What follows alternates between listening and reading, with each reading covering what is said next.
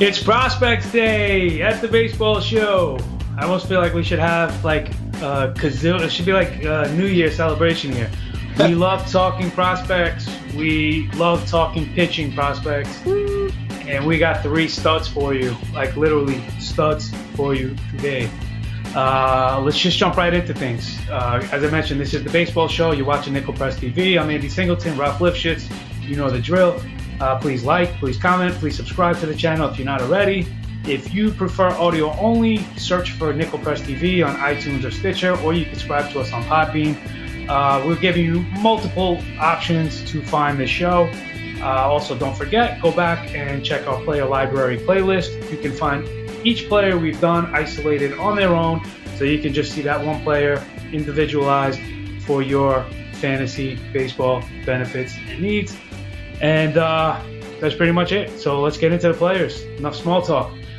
If I were to show you the stat line of a 22-year-old lefty in AAA and said he had an 11.5 K per 9 rate, only gave up 0.65 homers per 9, and his walk rate was around 4 per 9, you would say, sign me up all day. Would you not?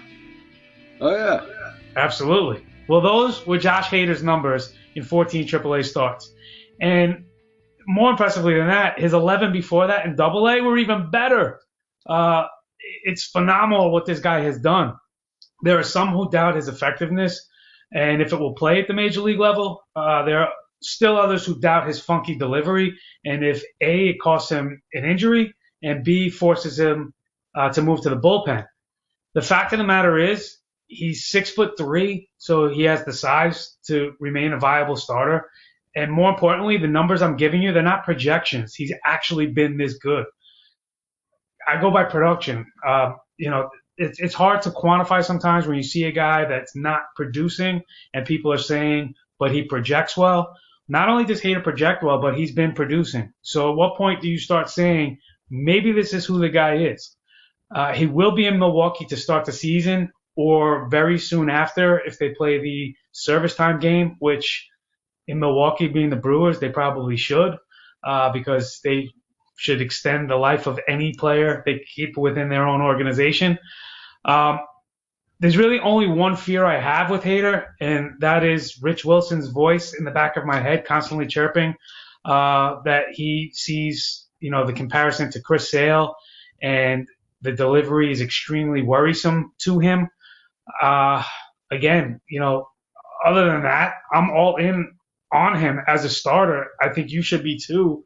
It is something to have some concern over, but again, going back to what the production been, it's been phenomenal. So Hader is a guy that I am certainly not hating on, and I'm really hoping that my cohort over here, Mr. Lifshitz, feels the same way. Apparently, you haven't been reading my top 100 lists over the last year. I am the high guy on Josh Hader. I was leading the Josh Hader charge when he was coming out of the Arizona Fall League. Obviously, he was only pitching in relief stints there. And, he was ramping the fastball up to 98 miles an hour. There was a huge jump in terms of how nasty his stuff was. And I actually ranked him in my midseason top 100. I believe it was 11th overall. So I'm significantly higher on Hader than anybody else. I probably will be again. People have started to catch up a little bit. I think this guy is potentially the best left-handed prospect in all of baseball. He brings to the table an upper 90s fastball, as I was just talking about. He has a nasty, nasty slider with really sharp break. Bit of an inconsistent change, but it has gotten better. He's got a little bit more feel for the change. And he puts that all together from a 3/4 delivery that he throws from the first base side of the rubber. So when he made that switch in terms of setting up, all the way to the first base side, he's been able to really be deceptive not only to right-handed batters but to left-handed batters as well when he's coming in over the top. And it's tough for them to pick up the spin in the ball. And I think that's why his swing and miss stuff has been so good. Besides obviously the high octane on the fastball and the nasty sharp break on the slider. His numbers, if you look at just the ERA, wasn't great, but he was pitching in Colorado Springs, which with, formerly High Desert, which no longer has a minor league affiliate, and then Lancaster, which is the same. That's probably one of the top 2 or 3 or 4 hitters' paradises in all of baseball in the minor leagues. So I would take those numbers with a grain of salt. My hope is that he does break camp with the Brewers, because I do not want to see him back in Colorado Springs. It destroyed a prospect that was high on a lot of people's radars or list last year, Jorge Lopez, and it took him all the way to winter ball in Puerto Rico this year to really rebound. So I don't want Hader to lose confidence, because if you look at the peripheral numbers, the strikeout per 9 numbers, the walk numbers, all that stuff, it was still really, really good. He got blown up in a few starts in Colorado Springs, and it is the PCL on top of it. So I think overall you can always discount what those ERAs are, because that's just a hitter's paradise league overall. But I love Hader. I think that he's somebody you should be targeting, in any kind of draft where you can stash a pitcher, even if it's shallow as like a 12-team league in a Yahoo head-to-head where you have NA spots and you can stash somebody that's a prospect. Hader's somebody I would definitely target and stash. Obviously, in any deep dynasty formats or keeper or anything like that, Hader is a must target if he's not owned. I love him. I think that initially up front, he'll have his moments where, he has, as we call him over on Razzball, some roofies, some games where just out of nowhere he gives up 7 runs. But he's going to have some excellent string of starts as well. I think you just have to play matchups early on as a rookie pitcher, but he's always going to give you Ks and not walk a ton of batters. So I think in 2 or 3 years, we could be talking about a dominant lefty type. He gets a lot of the Chris Sale comps because of what his stuff is. Obviously, how he throws, he's got that funky windup. A lot of people have the injury risk. They've had the injury risk with Sale. What's happened? I think we've seen some guys that had what we thought were nice, clean mechanics end up having to have Tommy John surgery. It's a guessing game. You just really don't know. The other thing I see thrown out there is the bullpen risk. I don't see that being the case at all any longer. This guy's going to be a starter. And I think that his floor is probably a mid-rotation guy who has his blow-ups but always has good K numbers. His ceiling is Chris Sale. I mean, as I always say, if you take a look at the guy's picture, he's ugly. He looks like Randy Johnson, and he throws like Chris Sale. I love Josh Hader. You should own him. Well, just a few counterpoints to everything you were saying, and I'm not, disputing any of them. But again, this is more probably a dynasty-minded, episode when we do the prospects. So he probably is absolutely owned in every dynasty league. I think the question comes more into, is this a guy I should be believing in and trading, or if I own him, is this a guy I should not be believing in and trying to dump? It depends on what you can get for him.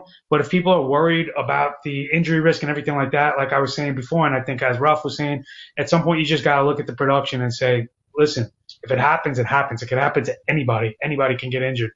Some people just have different mechanics and they know how to use those, and that's what the repertoire is.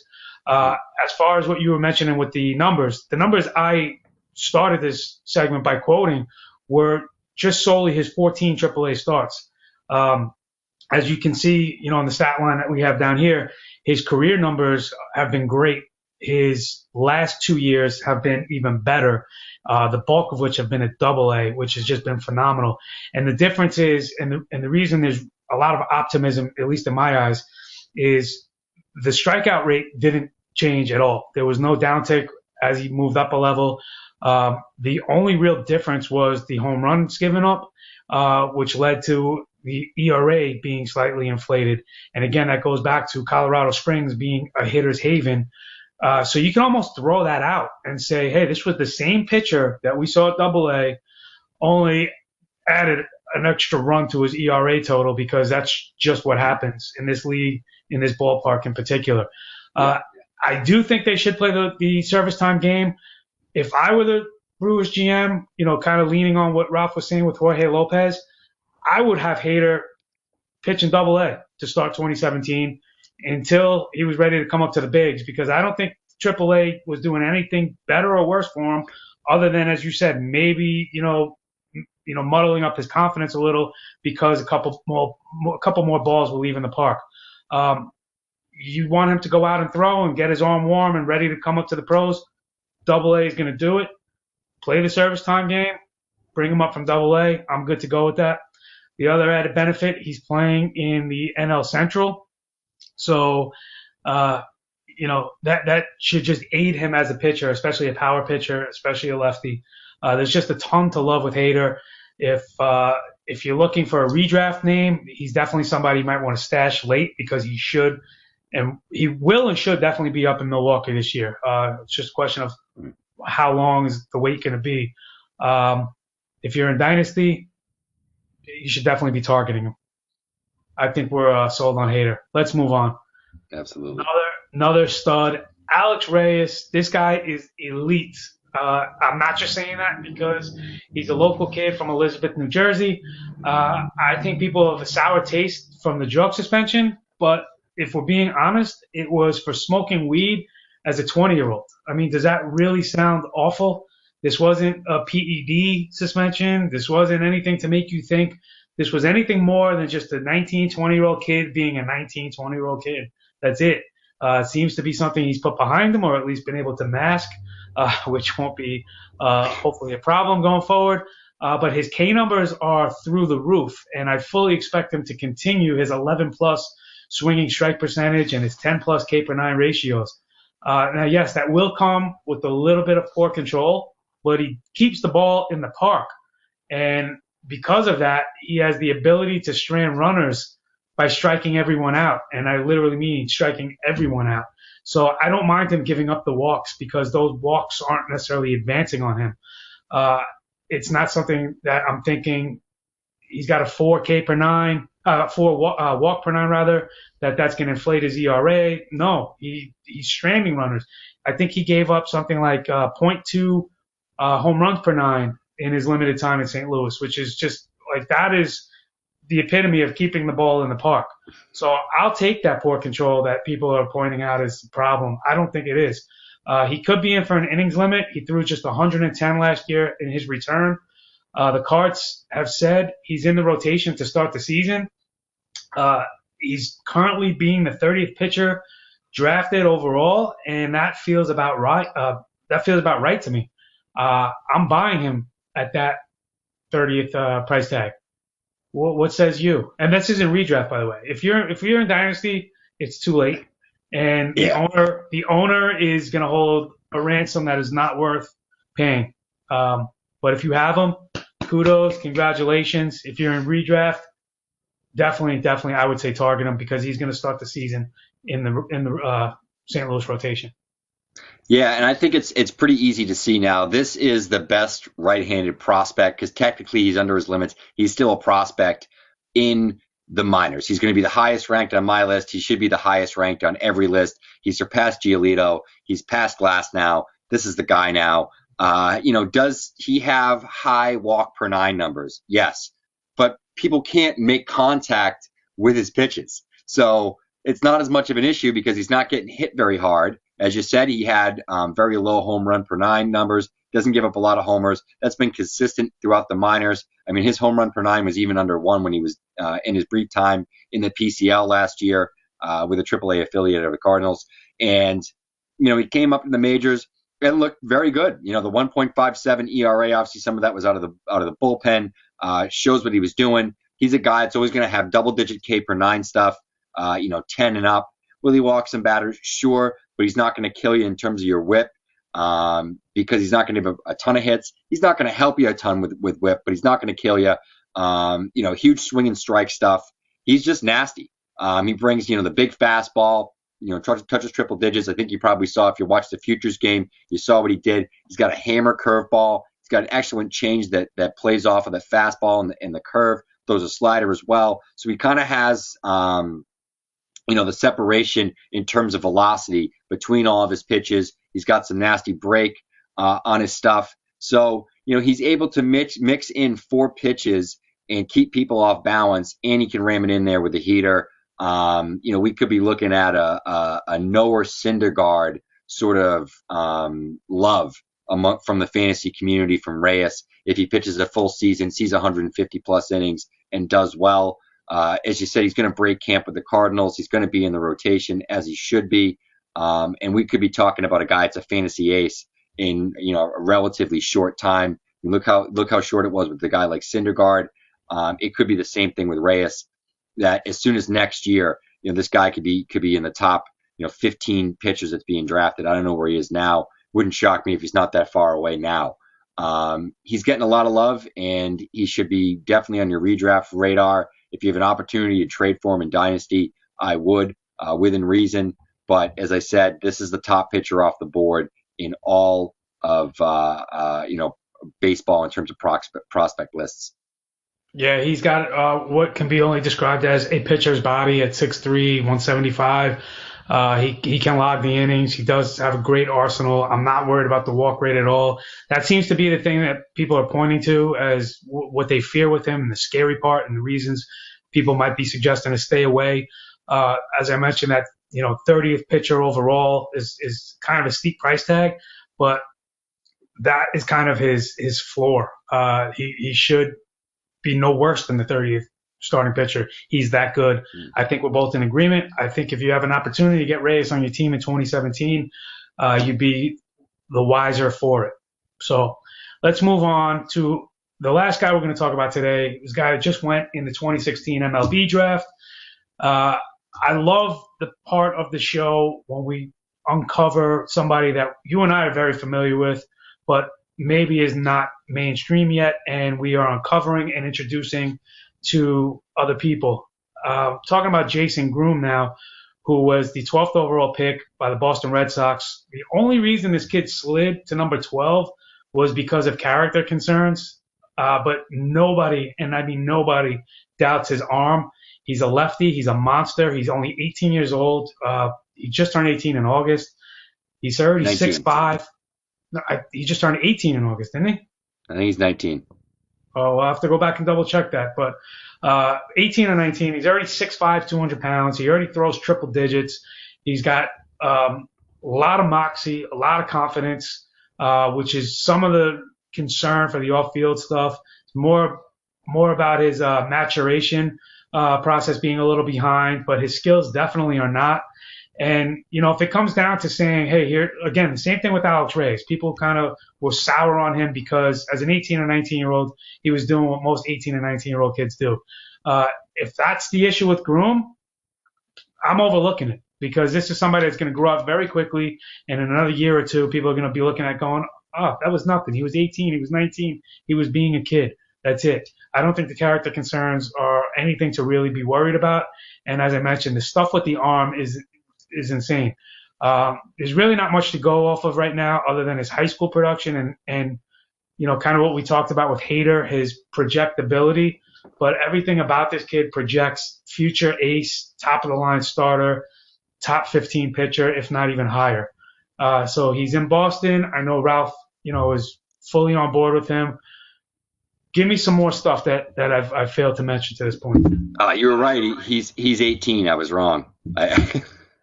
I thought he was 19. He's 18. But anyway, so I think the thing with Groom is if you looked at a lot of these early top, mock drafts or best high school players in the draft, or just best players in the draft a year ago, Groom was almost universally number one. It was him. There were a lot of people that wanted to buy into Puck, but people really thought Groom was better. It was just a matter of whether someone was going to go with a college arm versus a high school arm. He brings a decent amount of polish. He's a lefty. He had some issues last year with his high school eligibility. He had gone down to the IMG Academy in Florida for a year and then decided to come back up. I don't know if there were some issues there. There's been some rumors that there were. I won't speculate on that at this time because you don't know anything for certain.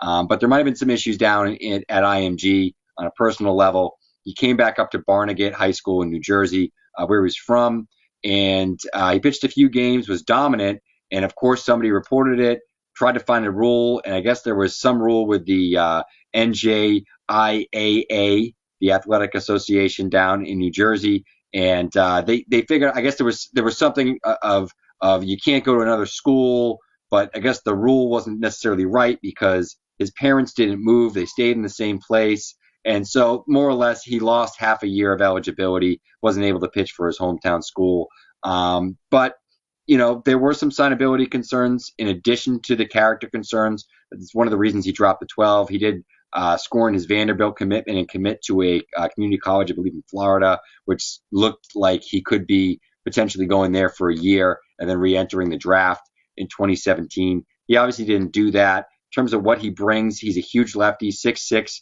220, brings a nasty breaking ball. It was probably one of the best curveballs in the draft. That's arguable with, Joey Wentz and some other guys that had big curveballs in this draft.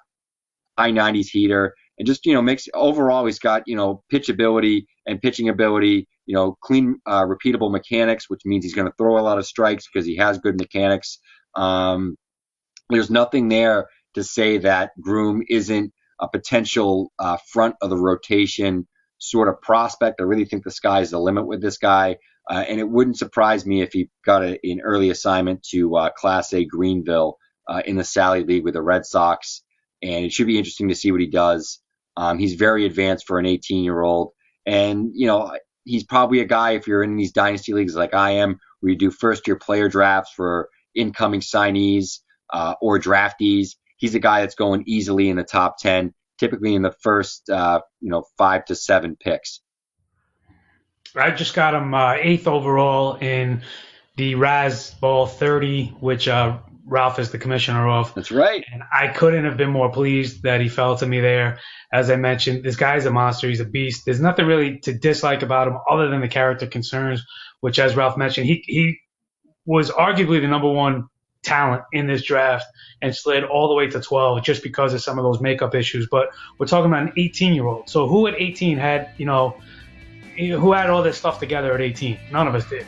Doogie Howser didn't even have all this stuff together at 18. So that just kind of goes to show you. Buy into Jason Groom. Believe in Jason Groom. Get him everywhere you can.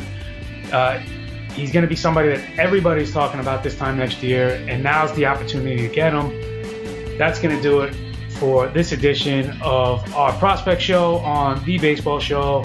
Thanks again for watching. Thanks again for tuning in, subscribing. This is Nickel Press TV. Make sure you share. Make sure you like the videos. Make sure you comment. And make sure you come back next week.